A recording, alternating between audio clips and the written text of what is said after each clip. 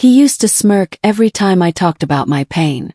Whether it was the panic attacks that left me breathless, or the quiet, paralyzing days when I couldn't even get out of bed. He always found a way to make it about him. "You're too sensitive," he laughed. "You just need to toughen up." But you see, the thing about pain is, when you ignore it long enough it doesn't go away. Wait, grows. And one day it teaches. And when it was finally his turn to feel it, I didn't mock him. I didn't yell. I didn't even comfort him. I just let it happen. Because sometimes the only way someone understands your suffering is when they choke on their own version of it. Hi, and welcome to Judgy Tales, where real stories collide with real consequences. If you're new here, this is where we dive into the messy, dramatic, sometimes downright twisted corners of human behavior.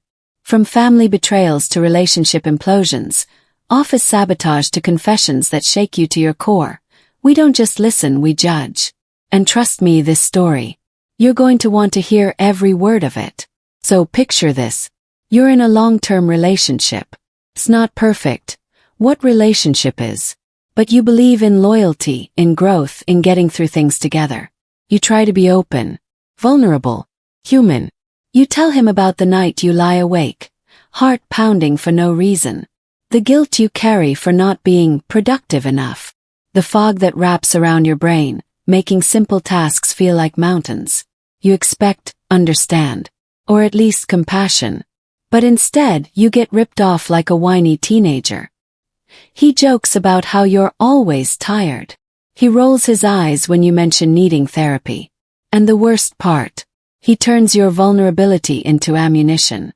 Around friends, around family. Always a snide comment. Casual dig. She needs a gold medal for overreacting. Don't worry, she's just having one of her episodes. You swallow it. Over and over. Because what's the alternative? Fight back and prove your point. Leave and feel like a failure. You convince yourself maybe you are too much. Maybe you just need to be stronger. But then life does what it always does. Back. And one day he lost his job. Suddenly, the confidence he wore like armor. His daily routine shattered. He starts sleeping in, avoiding people, snapping at everything, questioning his worth. And just like that, the man who mocked your sadness is swallowed by his own. He starts saying things you've said before. I don't know what's wrong with me. I just feel numb. I don't even recognize myself. And now he wants your comfort. He wants your patience. He wants the softness he never once offered you. And you have a choice. Be the bigger person. Or let karma speak in silence. This story isn't just about mental health. It's about power, perception, and the thin line between empathy and cruelty. It's about how some people only start listening when life knocks them down. And maybe, just maybe, about what it means to finally take your power back without even lifting a finger. So buckle up, because the story you're about to hear is raw, unapologetic, and guaranteed to stir something inside you. Ear listen carefully. Balance scale, judge freely. Speech balloon, and when it's over, tell us, was justice served? Welcome to Judgy Tales. Let's begin. I met David when I was 23 years old, still trying to find steady ground after college, stumbling through my first real job, paying off student loans, and quietly battling a depression I didn't even know how to name yet. He was 2 years older than me, charming in the kind of effortless way that made people lean in when he spoke. He wasn't just attractive, he was magnetic. The kind of guy who always knew what to say at the right moment, who told jokes that made entire rooms laugh, who carried himself with that dangerous blend of confidence and casual indifference that made you feel like getting his attention was a prize. And somehow he chose me. In the beginning, David made me feel like I was the only person who mattered. He listened, God, he listened so well. Or at least he pretended to. I mistook that early validation for depth. I told him things I hadn't even told my best friend. About how sometimes I couldn't get out of bed on weekends, how I'd sit in the shower for 30 minutes just trying to breathe, how I felt this constant, heavy pressure in my chest like the world was crushing me even though nothing, objectively, was wrong. And he held me. He stroked my hair. He said, "You're just tired. Now, you'll be okay." And back then that felt like love. What I didn't realize was that David wasn't actually comforting me. He was dismissing me. He never asked if I wanted help. Never encouraged therapy or support groups. Never read a single article or book to try and understand what I was going through. What he did do was make it seem like I was fragile. And not in a let me protect you way, but in a you're too broken for the real world kind of way. Slowly, subtly, he began crafting this narrative. That I was delicate, overly emotional, and always feeling too much. He'd say things like, "You get overwhelmed so easily," or "You take everything so personally." At first I'd argue. I tried to explain myself. But every pushback I gave, he'd twist into proof that I was unstable. So eventually I just stopped arguing. We moved in together after a year. That's when the shift turned into a landslide. He was clean, structured, liked routines and rules. I was more chaotic, especially on bad days. Some mornings I'd be running late, leaving dishes in the sink, forgetting to make the bed, and I could see the contempt building in his face. "How hard is it to just function like a normal person?" He snapped once when I left laundry in the washer overnight. He said it casually like a joke. But it wasn't funny. I started shrinking. I stopped talking about how I felt. I masked my episodes with fake energy and fake smiles. I stopped crying in front of him. When I started therapy, he called it a waste of money. He said, "You just need to stop overthinking everything. You don't need a therapist. You need discipline." And when I tried to share what I was learning in those sessions, he'd tune out, pick up his phone, walk out of the room, or worse, mock the language I used. Inner child. What are you, 5? David wasn't overtly cruel. That's what made it so confusing. He wasn't yelling. He wasn't hitting me. He was just indifferent. And when he did react, it was with smug sarcasm or quiet judgment disguised as tough love. He'd say things like, "I'm not going to baby you," or "I grew up in a real household, we didn't have time to wallow." He made me feel guilty for feeling anything at all. And then he started weaponizing it. In front of friends he'd make funny comments like, "Don't piss her off, she'll spiral for a week," or "She needs a full day of recovery if someone breathes wrong." People would laugh. Laugh too. What else could I do? Say, "Actually, I've thought about dying 3 times this week." That's not dinner party conversation. So I'd smile. Play along. And every time I did, a part of me died a little more. It got worse when I lost my job during a round of layoffs. The pressure of unemployment crushed me. I spiraled hard.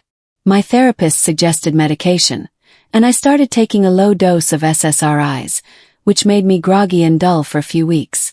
David didn't understand. He'd say, "You're not even contributing right now. The least you could do is try to stay awake during dinner." I was trying to survive, and he made me feel like a burden. One night, after I had what I can only describe as a breakdown, sobbing uncontrollably on the bathroom floor because I couldn't find the energy to apply for another job, I overheard him on the phone with his brother saying, "She's exhausting, man. I think I'm more of a therapist than a boyfriend at this point." I remember pressing my hands over my mouth so he wouldn't hear me gasp.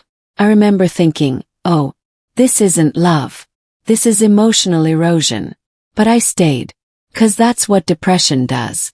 It convinces you that you don't deserve better. It tells you you're lucky someone even puts up with you. And I believed it. Until the day David's life collapsed. It started with his job.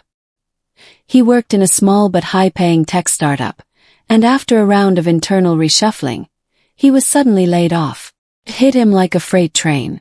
The man who once bragged about being irreplaceable was now emailing recruiters like a desperate college grad. His ego took a major blow, and with it, so did his identity. He started sleeping late. Then he stopped showering regularly. He lost interest in working out, in going out, in sex. The same man who once mocked my lethargy was now lying in bed at 2 p.m. watching YouTube videos about how to get your life back on track. And I watched, silently. I didn't gloat. I didn't say, "Now you know how it feels." I didn't need to. The universe had already taken care of that. David began spiraling. Slowly at first. Then rapidly. He drank more. Started canceling plans. He said he just needed time. But time didn't help. He grew paranoid, insecure, quiet. The same lines I had once said. I feel worthless. I don't know what's wrong with me. I can't focus on anything, started coming out of his mouth. And one night, he looked at me with this desperate, hollow expression and said, "Babe, I think I'm depressed." I could have said so many things. I could have unleashed years of pent-up hurt. But I just nodded and said, "Yeah, maybe." He asked if I could help him, if I could call a therapist for him, if I could talk him through his feelings. And here's the twist. I didn't refuse. But I didn't offer either. I simply told him, "You need to figure it out for yourself. I can't do the work for you." That's when he broke down. And for the first time in our relationship he cried. Not over a movie. Not over frustration. But truly deeply sobbed. And I didn't rush in. I didn't hold him. I didn't tell him everything would be okay. I just sat across from him, quiet, watching the man who once mocked my pain finally feel the full weight of his own. And that was the moment everything shifted. Not because he changed, but because I did. I wasn't his emotional punching bag anymore. I wasn't his project or his weak girlfriend or his joke. I was a mirror. And what he saw in me was what he refused to see in himself all along. Vulnerability, truth, and the price of denying both. This story isn't about revenge. It's about clarity.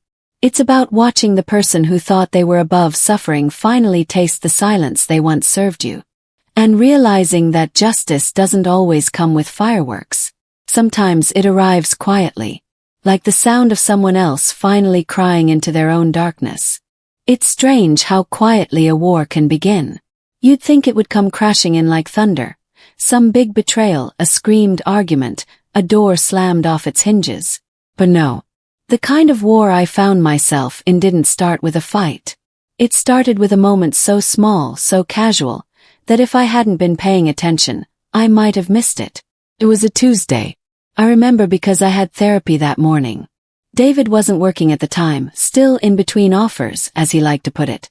So he was home, slouched on the couch with his laptop open, watching motivational videos about crushing your morning routine, while half eating cold cereal from the box. I had just gotten back from my session, still emotionally raw but feeling okay. Not great, not terrible, just okay. And that was progress. I walked in, put my bag down, and before I could even take off my coat, David looked up and said, "So what did Dr. Feelgood teach you today? Still blaming your childhood for everything." He smirked. That smirk. That awful, smug little twist of his mouth like he was just being clever, just making a joke, just playing around. Except it wasn't funny. It hadn't been funny for a long time. I stared at him. Just stared. I didn't even know what to say because part of me still wanted to believe that maybe, he didn't realize how cruel he was being. That maybe he thought he was being cute. That this was some weird form of flirting. But I knew better. By now, I'd learned the rhythm of his cruelty. He said these things not out of ignorance but out of control. This was power to him. Mocking was how he reminded me that he was the sane one. The strong one. The one who could afford to laugh because my pain was just pathetic. And something inside me shifted. That moment wasn't loud. There was no explosion. But it was the first domino. The first time I didn't just swallow the hurt and walk away. I didn't yell. I didn't cry. I simply looked at him and said, "You know what, David? You're not funny. You're just mean." And then I walked into the bedroom and shut the door. That was the beginning. Not of the end, but of the reckoning.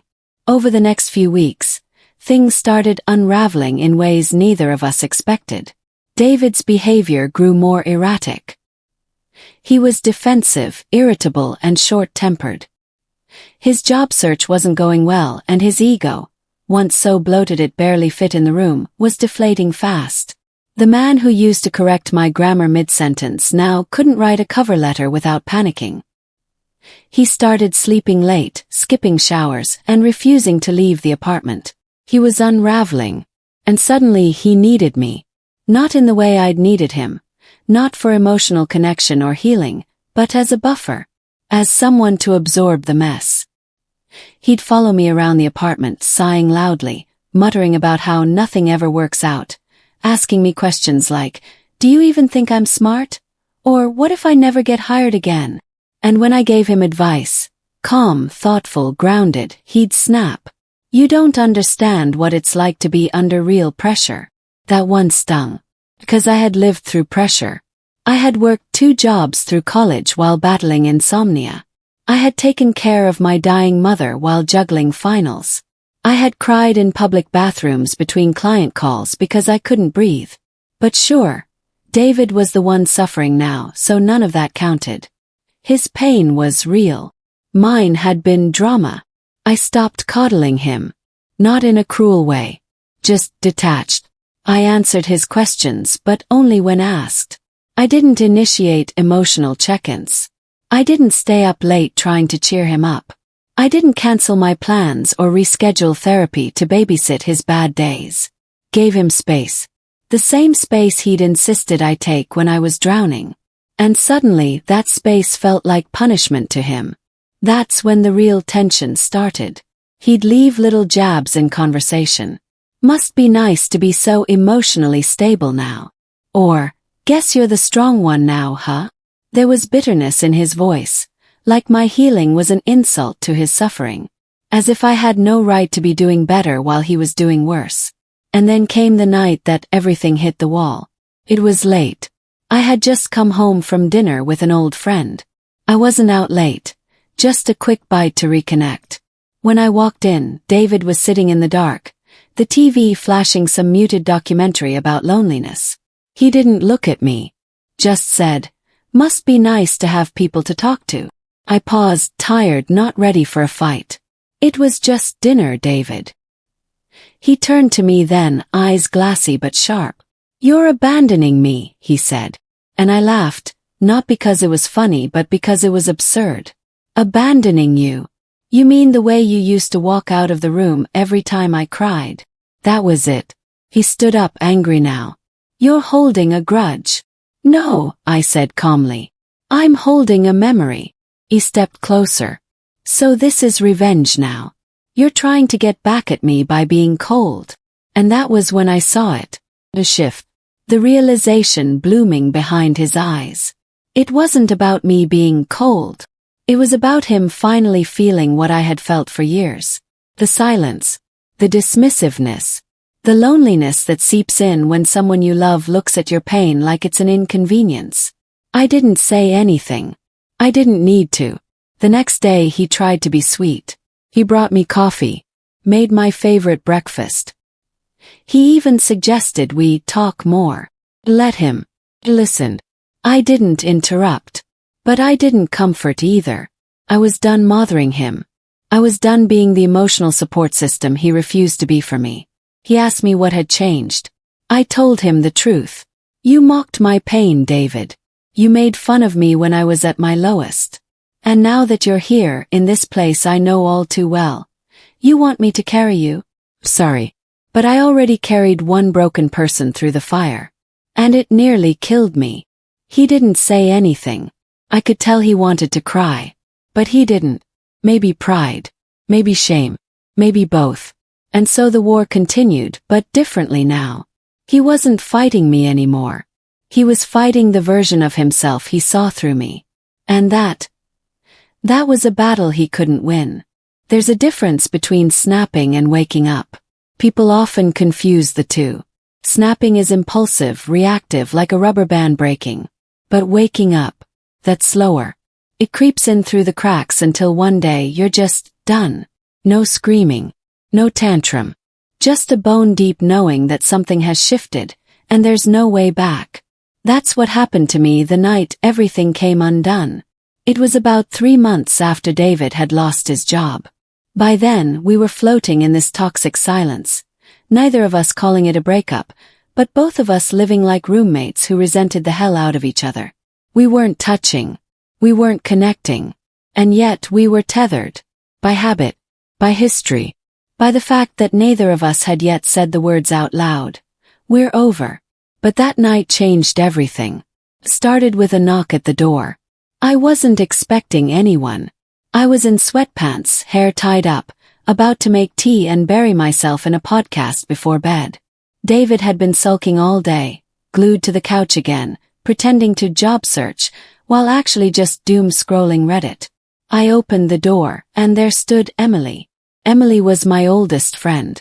We'd grown up 2 blocks apart, shared Barbies and broken hearts, and stayed close even after life pulled us into different cities. She was radiant, one of those people who always looked put together without trying. And she was the only person who truly knew how bad things had gotten between me and David. I hadn't told her everything, but enough. Blinked. Emily, what are you doing here? She smiled awkwardly. I was in town. Thought I'd surprise you. I know you've had a rough stretch. I let her in. My heart swelled a little at the thought that someone had thought of me. Not to be fixed, not to be mocked, not to be used, but just to be checked on. Loved. David appeared in the hallway, looking startled. He hadn't shaved in days. His sweatpants were stained. He gave Emily that fake little smirk he used to wear when he still had charm. Long time, Em. Emily smiled tightly. Hey! The tension was instant. You could feel it in the air. Like the oxygen had turned thick. I didn't think much of it. I figured it was just the awkwardness of showing up unannounced to a house that reeked of stress and stale failure. But later, I realized it wasn't awkwardness. It was memory. We sat in the living room. Made tea. Emily asked careful questions. How was work? How was therapy? Was I still painting? I answered, grateful for the normalcy, for someone asking about me without judgment. David hovered behind me for most of it, then disappeared back into the bedroom. Emily glanced toward the hallway and lowered her voice. Are you okay with him? I mean, really? I gave a tired smile. I don't know what we are anymore. She nodded slowly. You know, I never told you this, but I always thought he looked down on you. That stung. Not because it was a surprise, but because it was true. And hearing someone else say it made it real. I walked her out about an hour later. She hugged me tightly, whispered, "Don't let him keep shrinking you," and left. I stood in the doorway a while, staring at the empty street, feeling this strange, buzzing clarity in my chest. When I came back inside, the air had changed. David was standing in the kitchen, arms crossed. A type. What did she say about me? Blinked. What? Emily. Don't play dumb. I heard you whispering. I tilted my head. We weren't whispering about you. Not everything is about you, David. He took a step closer. Oh, come on. I saw the way she looked at me. Judgy little eyes. Like she knows something. Like you've been feeding her stories. And there it was again, that twist. That accusation wrapped in insecurity. But this time, something different shimmered beneath it. A kind of desperation. Fear. I narrowed my eyes. Why do you care what Emily thinks? And then came the silence. Just silence. He didn't answer. Not right away. And that's when I felt it. This cold, creeping chill crawl down my back. David, I said, stepping closer. Did something happen between you and Emily? His face tightened. He looked away. Don't start. David. I need you to answer me. He ran a hand through his hair. It was before we were serious. My stomach dropped. What was? He didn't look at me. She kissed me. At that Halloween party. Before we were official. Froze. That party. That was before we were exclusive, but barely. Maybe a week before we had the conversation. Emily had been there. I remember her disappearing for a bit, but I never thought. You kissed my best friend.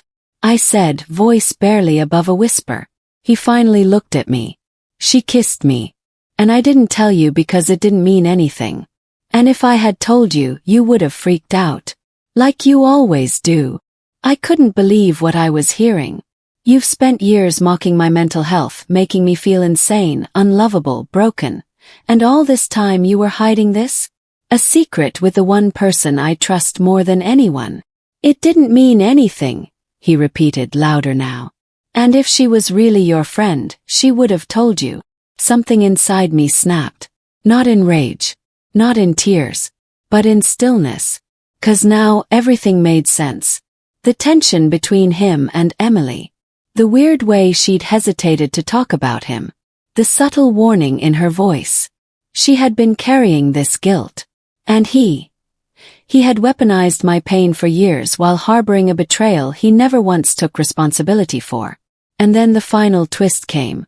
Because as I stood there, trying to breathe through the waves of nausea and fury, he said something that cemented everything. "You're being dramatic," he said. "It wasn't a big deal. You're just using this to justify leaving. Because you want to be the victim." That was it. That was the moment. The moment I realized he would never see me. Not as a person. Not as someone worthy of respect or truth. To him I was only ever a mirror.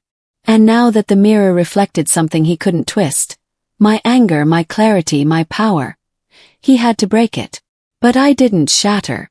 Smiled. I smiled so calmly it scared him. "You're right," I said. "I am done being the victim. Starting now." And I walked away. After David dropped that final venom-laced line, "You just want to be the victim," something inside me broke in a way that didn't bleed. Shifted. I didn't cry. I didn't yell. I just stood there, surrounded by years of quiet humiliation, denial, manipulation, and betrayal, and I knew with total crystal clarity. This wasn't just a breakup. This was a reckoning. I didn't walk away from David that night to retreat. I walked away to plan. See, there's this myth that people like me, the sensitive ones, the empaths, the emotionally fragile, don't have teeth. That we're too soft to fight back, too broken to strategize. But here's the truth. We've been studying people like David our entire lives. Watching. Learning. Absorbing every passive-aggressive word, every gaslight, every sigh of disappointment disguised as love. And when we finally fight back, we don't just throw punches. We dismantle the entire foundation. I gave David exactly what he thought he wanted. Distance. For the next week, I barely spoke to him. I didn't argue. I didn't plead. I didn't cry or slam doors or ask where we stood. I acted like I didn't care. And that drove him insane. Because David didn't know how to function when he wasn't being centered. He thrived on controlling the emotional weather in the room. If he couldn't be adored, he'd settle for being feared. If he couldn't be feared, he'd take being pitied. But when he became invisible, that was his hell. And I made him live there. While he sulked around the apartment like a ghost of his former self, I took action. Quietly. Strategically. Step 1 was documentation. I dug through old texts, emails, even voice memos I'd forgotten I'd saved during some of our worst fights. The ones where he told me I was lucky he stuck around, or where he called my therapy a waste of money for whining. I compiled screenshots, printed them, and stashed them away. Not for revenge porn. Not to ruin him online. No, I didn't want his shame. I wanted my freedom. And documentation meant power. Step 2, Emily. I called her calmly. No drama. I just said, "I know about the kiss." She sighed, heavy with guilt and exhaustion, and then she told me the real version. How David had cornered her in the kitchen at the Halloween party. How he was drunk and aggressive. How she had pulled away and said, "You're dating my best friend," and he'd laughed and said, "Not officially." How she'd kept it to herself because she didn't want to ruin our friendship, and because, deep down, she knew I wouldn't believe her back then. She cried. I didn't. I thanked her for telling me. I forgave her, not for him but for me. Because the truth had finally surfaced, and now I could breathe. Step 3, the financial reset. David and I had been living in an apartment that I paid 70% of, even though he made more money before losing his job. He always claimed it was fair because he covered dinners and surprise gifts. Like that one time he bought me a blender after a fight. But now that he wasn't working, I was covering 100%. And I decided I was done. I emailed the landlord, formally, professionally, and said I would not be renewing the lease. I asked to be removed from the utility accounts. I began the slow extraction of my financial identity from every corner of our shared life. And then I made the final move. I sat David down on a Thursday night. He looked startled that I wanted to talk. I think part of him believed I was finally ready to apologize. To break. To come crawling back. Instead, I handed him a manila envelope. "What's this?" he asked. "Exit strategy," I said. Inside were 3 documents. A list of moving companies with quotes circled. A detailed breakdown of our shared expenses and what he owed me. A printed copy of the screenshots. Just a few. Enough to remind him that I could destroy him if I wanted to. He laughed at first. That nervous, arrogant chuckle he always used when he felt cornered. "Are you serious?" "Completely." He leaned back, arms crossed. "You're kicking me out." "No, I'm leaving. But I want you out before I go." He scoffed. "You can't make me leave." That's when I pulled out my phone. Opened a voice memo. "Hit play." His voice filled the room. "I swear to God, if you bring up therapy again, I'll walk out and never come back, you crazy F*******. He went pale. "You recorded me. I protected myself. The way you never did." He stood up. "This is blackmail." "No," I said. "This is clarity. I don't want to ruin you, David. I don't even want revenge. I just want out. But if you make this difficult, if you try to lie to our friends or paint me as unstable, this goes public. And trust me, your next employer won't appreciate what you say about women when you think no one's listening." He didn't speak. Just stood there stunned. "I gave you years," I said. "I gave you grace, forgiveness, support, even when you didn't deserve it. Now I'm giving myself what you never could. A clean slate." And I walked out. That weekend I stayed with Emily. She gave me wine and space and didn't ask for details. She just let me be. It was the first time in years I slept without nightmares. David left the apartment 2 days later. Texted me one final time. "You win." But this was never about winning. It was about ending the cycle. A week later I moved into a smaller place. Quiet. Sunlit. Green. I bought myself fresh sheets. New dishes. I threw away the blender. And for the first time in years, when I looked in the mirror, I didn't see someone broken. I saw someone rebuilt. Strange how quiet peace can be. Not the kind of peace that comes from things going right or from happiness in the traditional sense. I'm talking about the quiet that comes after chaos. After you've walked through the fire, after you've screamed in silence for years and finally realize you don't need anyone to hear you anymore. Because you hear yourself. That was what came after David left. Not confetti. Not celebration. Just silence. And for the first time in years, I wasn't afraid of it. I used to equate silence with tension. With danger. When David and I had first moved in together, our fights were rarely explosive. They were subtle, drawn out, filled with passive digs and long silences that wrapped around me like a chokehold. Whenever things were calm, I held my breath, waiting for the next snide remark, the next cold shoulder, the next reminder that I was too sensitive, too emotional, too much. But after he left, silence took on a different shape. Became space. Space to breathe, to think, to unlearn. I didn't rush to fill the void with noise.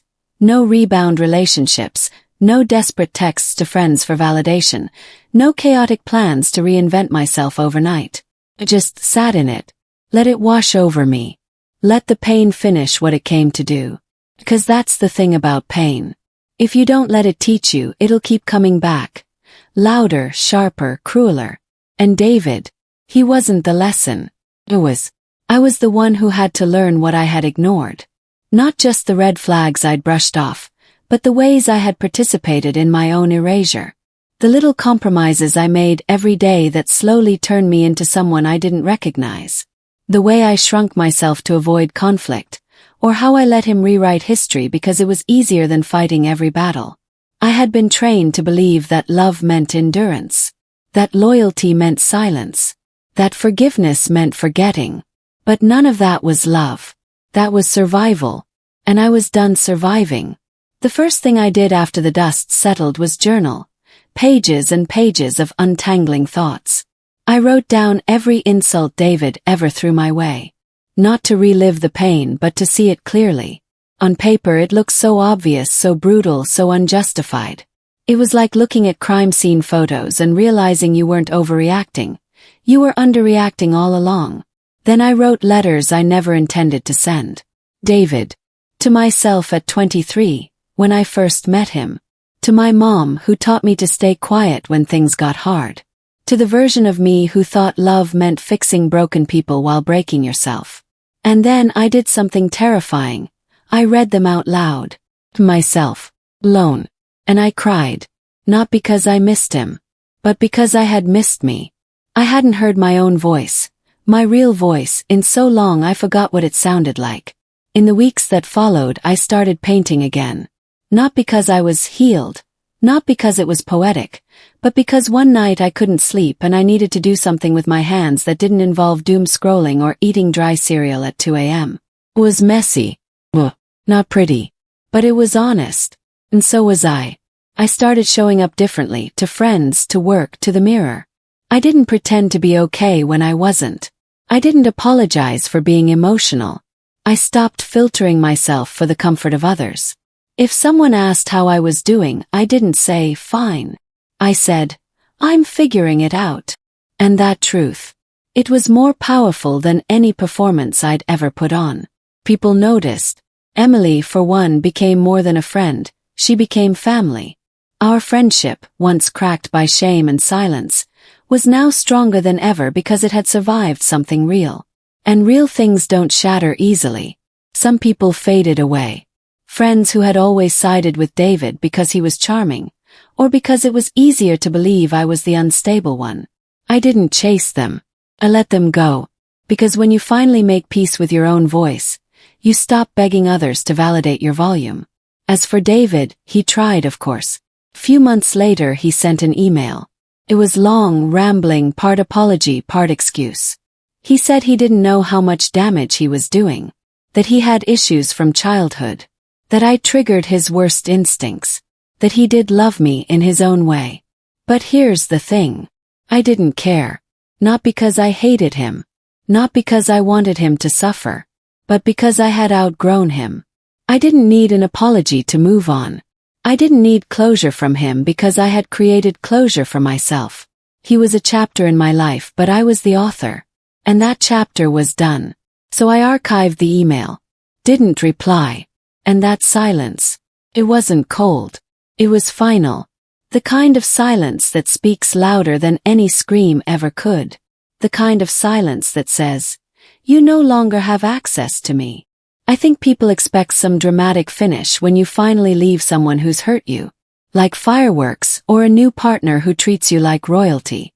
But the real ending, it's quiet, subtle.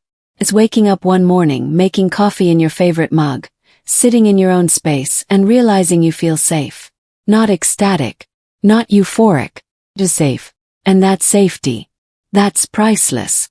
Because for years I had let someone mock my pain, twist my reality, minimize my suffering.